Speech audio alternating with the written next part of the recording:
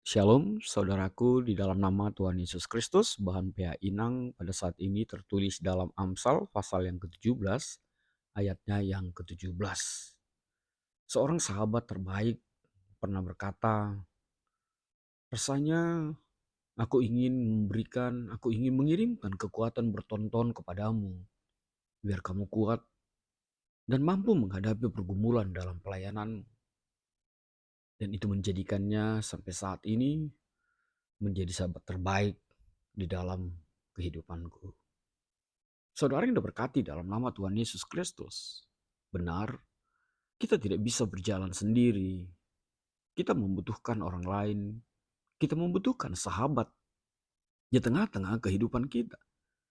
Bahkan sahabat itu menentukan, bahkan juga menjadi bagian mencapai apa yang mau kita tuju di dalam kehidupan kita. Tentu saja sahabat terbaik adalah Tuhan Yesus Kristus yang selalu ada dan beri kekuatan dalam kehidupan kita. Tapi ketika Salomo berbagi dengan kita tentang seorang sahabat, benarlah Salomo sebenarnya ingin mengatakan, siapa bergaul dengan orang bijak menjadi bijak, tetapi yang berteman dengan orang bebal menjadi malang. Itu disebutkan di dalam Amsal 13 ayat yang ke-20.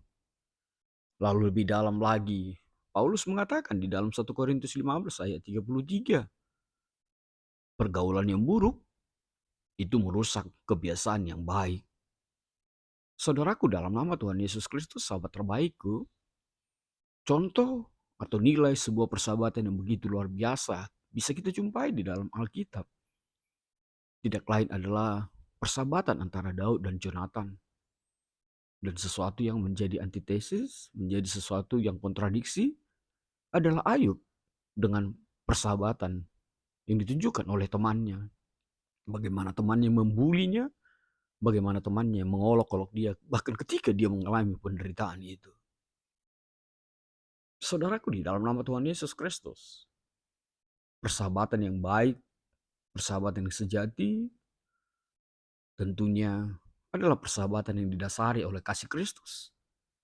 Ketika persahabatan itu didasari oleh kasih Kristus, maka di sana kita akan bertumbuh lebih mengenal Tuhan dan hidup di jalan Tuhan. Maka saudaraku di dalam nama Tuhan Yesus Kristus, sejumlah teks di dalam Amsal berbicara mengenai orang-orang yang menjadi bagian dalam sebuah persahabatan. Tapi saya mau mengajak kita untuk melihat ternyata ada persahabatan atau teman yang memiliki karakter buruk dan mengkhianati persahabatan itu sendiri.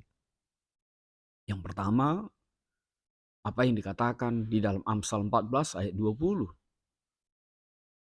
Seorang sahabat yang memperalat persahabatan itu sendiri dengan kepentingannya. Dia menjalin persahabatan pertemanan berdasarkan untung rugi yang dia dapatkan. Yang kedua, seorang sahabat yang tidak mempercayai sahabatnya sendiri. Dia lebih memilih mendengarkan apa kata orang daripada apa kata sahabatnya atau teman dekatnya. Dia lebih memikirkan dan mendengarkan gosip atau fitnah ketimbang mempercayai sahabatnya. Dasarnya bisa kita lihat di dalam Amsal 16 ayat yang ke-28. Lalu persahabatan yang buruk yang ketiga, di mana seorang sahabat yang hanya fokus mencari-cari kesalahan sahabatnya sendiri. Memang persahabatan bukan berarti tanpa koreksi, tetapi sahabat sejenis ini tidak memiliki parameter lain untuk mengoreksi sahabatnya. Sahabat terbaik benar harus mau mengkoreksi dan dikoreksi di dalam kehidupan kita. Bukankah Amsal 19 ayat 9 mengatakan, siapa menutupi pelanggaran mengejar kasih, tetapi siapa yang membangkitkan perkara menceraikan sahabat yang karib. Bisa kita bandingkan dalam Yeremia 20 ayat yang ke-10. Lalu yang keempat, persahabatan yang buruk itu ketika seorang sahabat hanya mendatangkan celaka atas sahabatnya sendiri, melukai dan menikamnya dari belakang.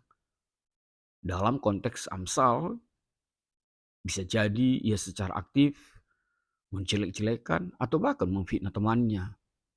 Sehingga dengan demikian dia menjadi pribadi yang membunuh karakter temannya sendiri. Dan benarlah apa yang dikatakan oleh Amsal 18 ayat 24a itu. Ada teman yang mendatangkan kecelakaan.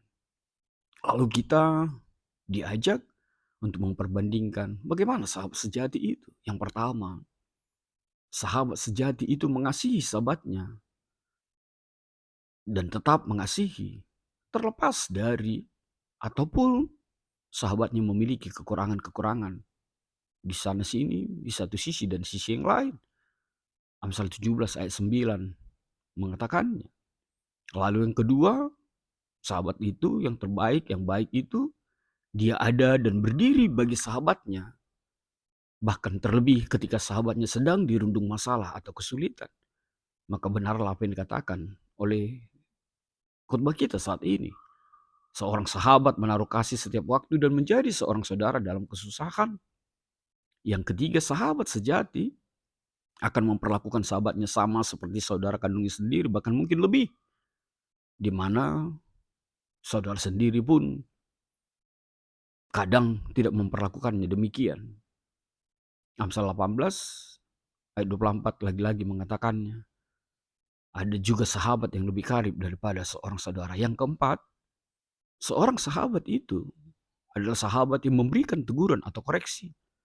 Bahkan teguran keras, namun dengan maksud baik. Dan saya dengan sahabat terbaik itu juga berada di dalam situasi itu. Berani menegur, berani menyatakan kesalahan yang kita lakukan. Sehingga di dalamnya kita bertumbuh dan berubah menjadi pribadi yang lebih baik dan lebih baik lagi berproses dalam kehidupan kita. Amsal 27 ayat 6 mengatakan, seorang kawan memukul dengan maksud baik, tetapi seorang lawan mencium secara berlimpah. Maka saudaraku, mari tetaplah inang, berpedomanlah dalam Amsal 17 ayat yang ke-17. Di sanalah kita temukan sahabat sejati itu. Sahabat sejati yang menaruh kasih setiap waktu. Proses waktu, kesalahpahaman, kekecewaan, kemarahan, kekurangan, dan kerikil-kerikil lain tidak akan membuat seorang sahabat sejati kehilangan kasihnya. Tetapi semakin hari dia dibentuk, dibangun, dan memurnikan serta memperluas kualitas kasihnya di dalam persahabatan yang dibungkus oleh kasih Kristus Yesus. Tuhan memberkatimu. Amin.